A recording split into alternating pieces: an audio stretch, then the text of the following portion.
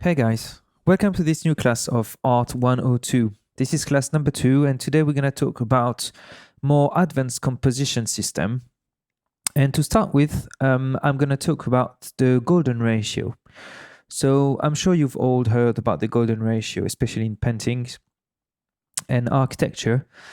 So what is the golden ratio? How do we construct the golden rectangle and then the golden spiral? So we're going to start with this. So the golden ratio is a ratio which has been kind of defined in multiple times during the last few centuries for different purposes. At the beginning, people were starting to say that it was just something that you could find, in the nature, like in the flowers, in shells, these sort of things, and that just would look nice.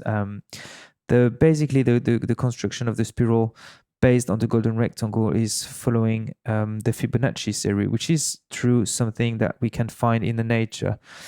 Apart from that, it's also something that you can find pretty much everywhere you look at. So if you spend enough time, calculating proportion of everything, you can probably at some point end up in something, something quite close to the golden ratio. Like in the body, human body, you can find it in a lot of things. You can find the golden ratio. So some people starting to be like, yeah, maybe it's not that important. Some other people starting to make it extremely important and starting to talk about the golden ratio as something coming from God that would literally be the best that we can do because it's been given by God. So multiple way to interpret this. I'm going to show you how to construct the golden rectangle and the golden spiral, and then we're going to look at some example. It's true that it's something that looks nice if you put it in a painting or in an architecture. You just find it balanced and pleasant to look at, but it doesn't mean that you absolutely have to follow that rule to have something that works. So the golden ratio, to construct the golden rectangle, you take a square, which is represented here in yellow, which has a length of 1. Then you place your compass in the middle of one of the segments. You calculate the distance with your compass till the opposite corner, and then you just keep going in the alignment of the first segment, and that gives you the distance of the rectangle based on this square. So you see on this schematic how to create the rectangle. So that's just one rectangle. So that's a good proportion, like a lot of frames would follow that proportion because it feels nice. It's not like 1.5, it's not 2 for 3. It's 1 plus square 5 divided by 2. That's the number, 1.6 something. A lot of, rectangle here that are following this rule. So like the whole ratio from the width onto the eighth, the height is golden ratio. Here you've got the same, so the placement of that compared to the global height would be following the golden ratio, and multiple examples. So yes, you find this golden ratio in a lot of places. So that's interesting to know how that works and how you construct it, especially based on the golden ratio. Then you can create the golden spiral, which is something which I personally find a bit more interesting. So the golden spiral would be a lot of golden rectangle embedded into each other. So here, for example, you've got the first one. Let's say the first one is here. Then you have here. Then based on that, you can extrapolate this one. You can create that one, this one. So you can always see the square and the rectangle that is constructed on top of the square. So that gives you the golden rectangle based on the square. And then you have this one and you put the square, etc. Square, golden rectangle. So you use the golden ratio all the time to create this spiral. And this spiral is what we call a golden spiral. So we had the golden triangles in the previous class. We've got the golden ratio, which is the ratio between the rectangle based on the square. And now we've got the golden spiral, which is when you construct golden rectangle on top of each other, and then you start to draw the spiral, which is connecting the square, not the rectangle. As you can see, the spiral is connecting the corners of the square, and then you extend it to the next rectangle and you do the same. So that's the golden spiral, and that is true that you can find it into photos. So if you take this picture, for example, you've got a nice construction following a golden spiral. So as I've said in a previous class, try to put if you have a character, try to put one eye in the center of what you want to construct. So if you have a centered composition, you're going to try to place the eye in the center line. If you have a rule of third composition, you're going to try to place one eye onto one of the intersection points. If you have a golden spiral construction, you're going to try to put the eye on the beginning of the spiral, obviously. So that's roughly where it is. That's in this one, strictly, it's the side of the nose, but you know what I mean. It's not far. So then you can see that you have the face gently following. You have a little bit of the chin under it, but roughly the face follow the curvature of the spiral. Then the spiral continue on the right hand side and touch exactly the side of the frame here. So we go from the eye, we follow the face, then we extend it. That gives us where to stop the frame of the photo. Then you continue, and then you have the elbow here, which is right at the edge of this spiral. Then you continue to have this one, which is a little bit higher, but roughly that's the one. And then you are continuing on this side, and then you see you have this piece of wood here, which creates a line which is perfectly aligned with our spiral end here. So that's strictly matching golden spiral composition. And yes, it gives us a nice photo, which is a little bit different to rule of thirds. The rule of thirds, the eye would probably have been a bit more around my mouse here. So you see we're a little bit off, but we are going to compare in the next class rule of third composition and golden ratio composition, and we see. Then it's also a question of test. It's not like there is one rule which is better than the other. It's purely test.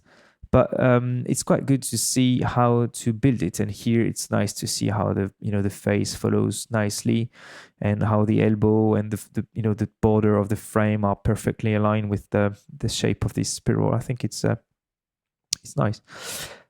This is a painting, Okusai painting, the wave following the golden ratio as well. As you can see, even in a very illustrative way, if you follow the golden ratio, it gives you something which is quite nice.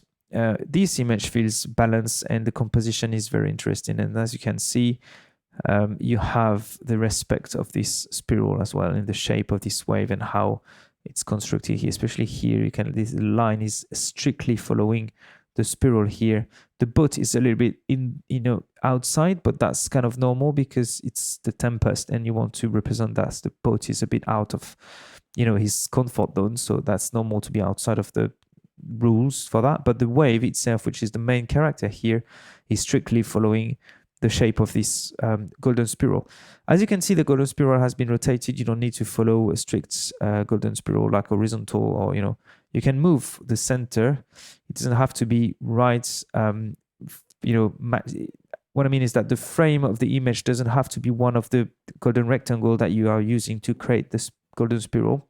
In this specific case, it's been rotated, so it's inside the frame that you actually can construct the golden spiral, but still works. It's still a composition following the golden spiral.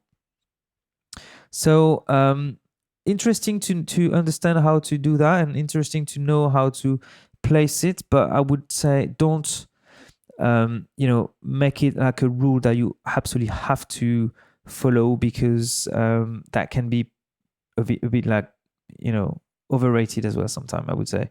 I mean, it's nice, but I think it doesn't have to be necessarily this to make a nice image. So that was the golden ratio, golden spiral composition. The next one that I would like to talk about, which I find personally really interesting, is the composition by contrast. So if you look at this image, this is a very busy train station. You have a lot of people. Most of them are in the shadow. I mean, all of them are in the shadow except one, which is this lady bottom in the center, which is right in the light. And because she's the only one being in the light in this image, it creates a big contrast between her and the background, and especially all the other persons in this train station, and you naturally focus on her.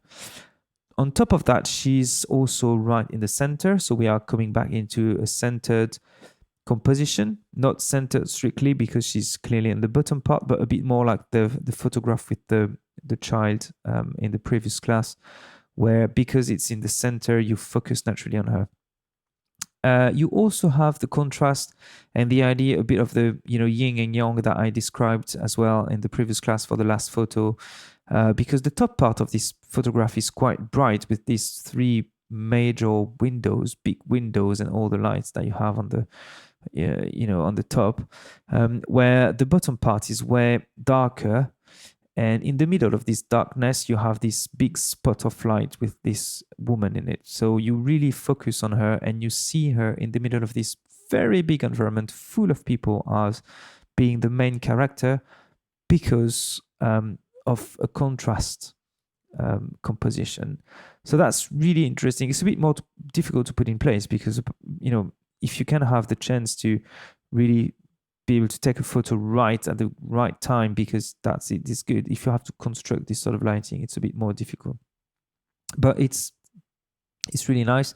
It really creates a lot of attention because again, you really focus on where you have some lights over some contrast. That is a rule. If something in the light, you're gonna see it very easily. I mean, I said that, but in a few minutes I'm gonna show you something completely different with the negative space. So that's an image that I really like, this one, because I think it's a very good example on how to compose an image by just playing with different contrasts. Another one would be this one, which again is strictly like a split composition, when you have like the right hand side which is completely dark and the left hand side which is really bright, because all these dancers happen to have like a very white, bright dress as well in the light. So, but you really see the character on the right hand side, because despite the fact that she's on the black curtain, she's in the light, and it creates a very big contrast. So you have a nice composition here due to the contrast again. Contrast between the right and the left, contrast between this girl and the black curtain, obviously, and a nice composition in general. So if you remember what I've said in the first class, this photo is actually a little bit unbalanced because of the place that this darkness takes on the right. But actually, because the darkness is so black, you can't see anything about this curtain. It's not like you have a lot of details. It's actually quite empty. It's just the emptiness here. So you just see the girl. It's the case of negative space that we're going to talk about a bit later again. You define the girl because she's on top of something which is totally black. And the left-hand side is busier because you have that many girls and brightness and darkness, a lot of contrast on the left-hand side. This is a very busy part of the frame. Even if it's smaller, actually the weight of this side is kind of the same. So altogether, even if that could have been unbalanced, altogether the image is relatively balanced, because it's actually even more, I would say, going on the left hand side. The left hand side is so busy that it almost feels busier and heavier than the right hand side, even if the right hand side has this massive black area close to us. But again, it's a nice composition due to a nice contrast. Here we are entering into the world of negative space, which is sometimes a little bit like the contrast here. If you look at the guy in the stairs, you see the guy, you focus on him because he is in the light and the background is black. So you just define the contour of this character because he's on a background which is really darker. If you look at the rest of the image, which is very geometrical, lot of lines, lot of perspectives, different sort of focal points, because of these steps and everything. It's very busy, but all the lines also kind of push us to look towards the guy. This character, if it had been in front of a lit environment for this entrance here, if you had seen some details here, you would probably not have been able to focus on him as much as you do right now. You see him a lot because of the creation of the negative space around him, because around his very bright hat and now what became a very bright jacket, there is nothing behind, so you see all the contours. If behind him, around here, you would have something as busy as this, that would have not been the case because you would not have been able to define this contrast between the character and the background. So here in this case, you see him because of the creation of what we call a negative space. This is another example of a negative space. Here, it's the opposite. It's actually the background, which is really bright with some details, and the foreground, which is with no details and totally dark. So that's really interesting as well, because this time we're talking about a silhouette, obviously. So you can see the contour of this character. You can see the silhouette. You can't see the face. You can't see the eyes. You can't see the expression. So you can't really see what this person is going to think or say or express, but you can see it. You can define and you actually focus on this personage, this character, because of this negative space composition. So you can really try to play with the two possibilities. Either you put your subject onto a very dark and undefined background, or you place your subject as a silhouette onto a very bright background. And in both cases, you're going to be able to create some focus, because we actually going to focus on the shape of the subject that we're going to see here by contrast. So that's the negative space. That was two photographs. Another one, kind of the same. Here, quite undefined but relatively bright background. And this guy in the middle, alone, black with the shadow. So again, this is an example of negative space. You focus on the character, which is strictly in the center of the frame, so there is no chance you forget him. But you see him, you understand, you define him by the silhouette, by the understanding of his characteristic over the background, which gives us negative space. The negative space, it's just going to be the space around the subject. So either it's going to bring some contour because it's going to be a silhouette, or it's going to define the objects because the background is going to be totally dark. That's how we talk about negative space. So a few examples of that. In painting now, negative space has been used a lot as well. So we talked about this a little bit already when in the previous class we looked at this Baroque painting for the Golden Triangle. There was a lot of areas that were left totally empty and black to create negative space. That's what we are dealing with here. Obviously, the background is black, which gives even more understanding of the shape of the character in the foreground. So you can really see the lights, the clothes, define them. And that's the use of negative space. Another nice example here. This image is absolutely amazing. So all the background here is irrelevant. You completely lose it. And the only thing that you're going to really see is the characters and the cloth around the Christ. And even the cloth is defined by negative space here. If you look at it here, there's nothing. You can't miss it here as well. Here as well, a lot of contrast to create a lot of depth. And because the cloth is white and behind it's so dark, you really have the impressions of layers. You really see some depth in this painting. It's not flat as it could have been in the previous one that we looked at. This one has a lot of lights, a lot of volume. It's very, very nice. It's also completely wrong because the lighting is completely wrong. We might talk about it in the lighting class, but it's fine because you don't need necessarily to respect the reality here. Some things could have been way more in shadow. For example, this leg. Why is this leg still seen? That should be completely in the shadow if you look at the position of the light. But it's there because actually you want to understand how this guy stands, and behind it's dark because you want to understand the shape of the leg. So negative space. That's what we do here. A lot of things are a bit strange, but with the black and undefined background, it really detached the scene from the background. Also, what's interesting in that, instead of having a frontal representation of this stone bit, it's actually in an angle. So you already create a bit of perspective just because it goes, it's not, you have the angle of the stone here. It's not straight frontal. So that's quite nice.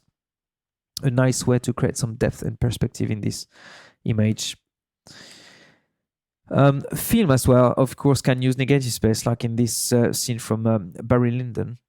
Here, it's really interesting because, again, a very, very, composed frame here.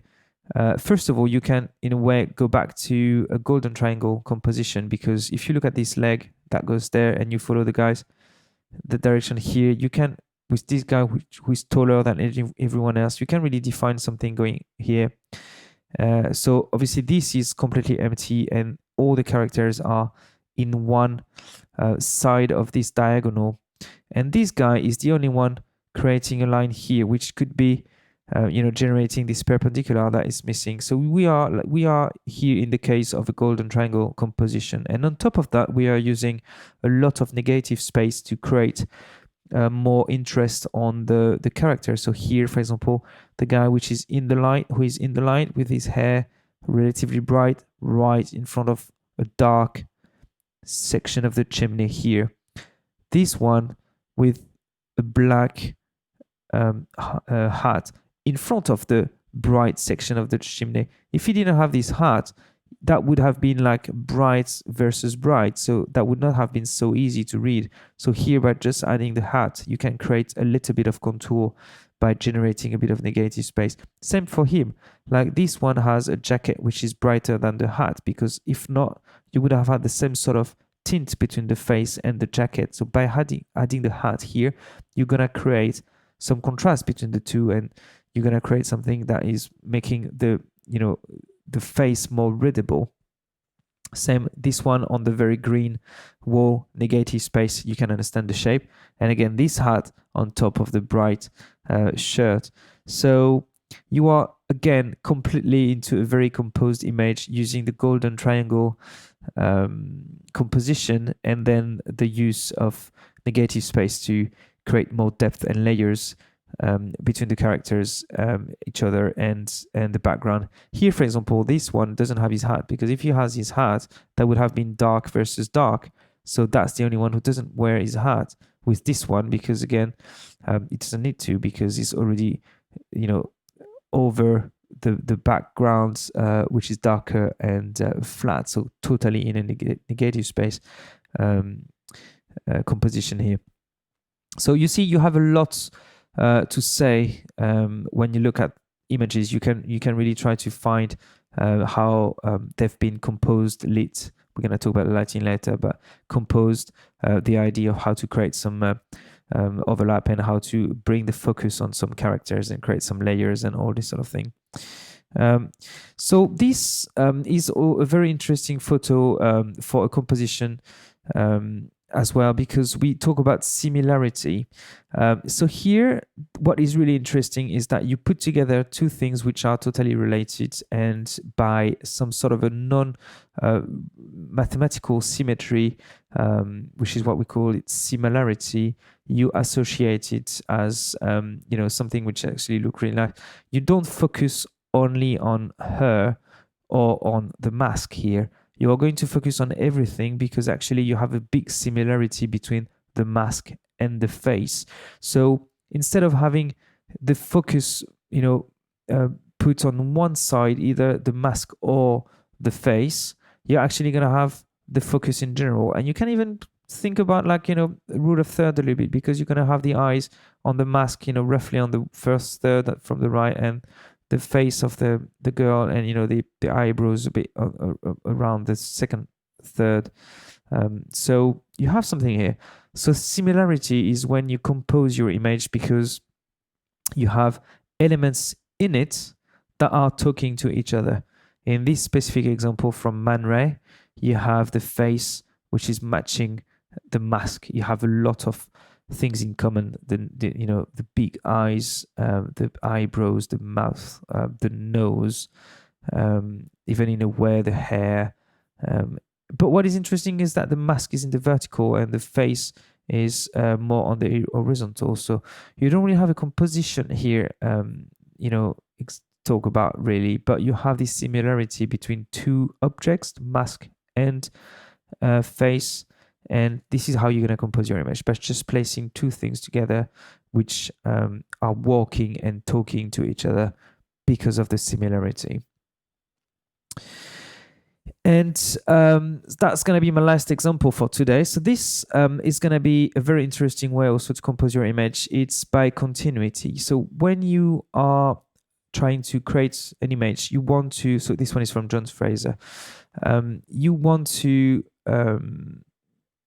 create a nice way to travel in the image. So you want to start somewhere. Usually it's going to be the main center of focus, like it can be like the center of the golden spiral, or the intersection of the rule of third lines, or the centered composition. But then if you can travel, if your eyes can go from the foreground to the background, and go everywhere around the photo or the pictures, the painting, it's better, because it means that you're going to see everything. And here, if you look at this image, the face of this man is in the center.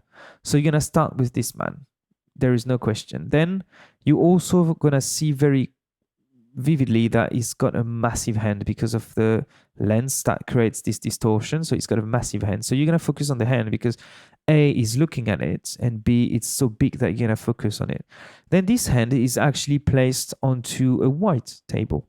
So by the creation of this sort of negative space as well, because his shirt is also bright, you're going to follow the hand. So the hand is starting from the bottom right, and you're going to follow the hand. So you're going to go from the hand to the elbow, and your eye is going to travel from here. It's going to go there. Then it's going to follow the shape of this arm, and naturally it's going to go to this face, which is a bit undefined, which is why we don't start with this. So that's a child, and we're going to see the hair. We're going to see this child on the bed, and we're going to follow the child, and with this leg going up, and this arm going up, and this other leg going up, naturally we're going to go up as well. So our eye is going to travel and continue our path to reaching this. And then we're going to follow the horns here, and we're going to arrive on the other side, and we're going to fall on the small bright element here, which is very noticeable because put on a dark support here. So contrast. And then we're going to have look at everything, because our eyes will have traveled from the top right, the bottom right, to the left, to the top left, to the top right. So we can finish, and then we're going to follow this line, going back to the sofa, going back to the hand. So our eye is going to be able to rotate here. We are going to follow a path. It's called a continuity. You're just going to follow a path which is obviously described in the image. And that's a very powerful way to compose an image as well. Like, let's say you want to represent something in the background, like a village, a forest, or like a house, or anything like a church or whatever, which is far in the distance and small compared to the rest. If you find some lines that can be like a river, can be a road, it can be a line of tree, it can be whatever you want. If you can find these sort of lines that your eye is going to be able to follow, then you're going to be in a continuity composition, and hopefully your eye is going to be able to reach your subject. So it means that you don't have to put the main subject into one of the main position if you can have a way to guide the eye to it. So that's also a very interesting way to compose. So that's it for today, this advanced composition. So to recap, we have spoken in the previous class about the center composition, the rule of third composition, the golden triangles. Today we spoke about the golden ratio, the golden rectangles, the golden spiral, and how to use them in photograph and paintings or architecture for the golden ratio. Then we looked at the contrasts, how to create some nice contrast to focus on the objects or the subjects. Then the negative space, how to create some nice layers of interest by placing either a very backlit and dark silhouette in front of a very bright and defined background, or the opposite, having a brighter subjects and defined with detail subjects on top of a very undefined and dark background. So that's negative space. Then a composition using similarity with this photo of Man Ray, by having in the same image one or two or more elements that are talking to each other because of something in common. And then the continuity, when you are able to follow a path in the image, the photograph or the painting, to travel from one side to another one. So that's it, guys. In the next class, we are going to open Photoshop, and we're going to bring some images in it and reformat them, crop them, tweak them to compose them, and compare how it works if we reframe an image into a center composition, a third of rule composition, a golden ratio, golden spiral composition. We're going to compare all of that. So see you next time, and take your camera or take your notepad and draw some sketch and try to work on this composition. Try to do some exercise. That'd be awesome if you could put some stuff on the forum and we could talk about it. So that's it, guys. See you next time.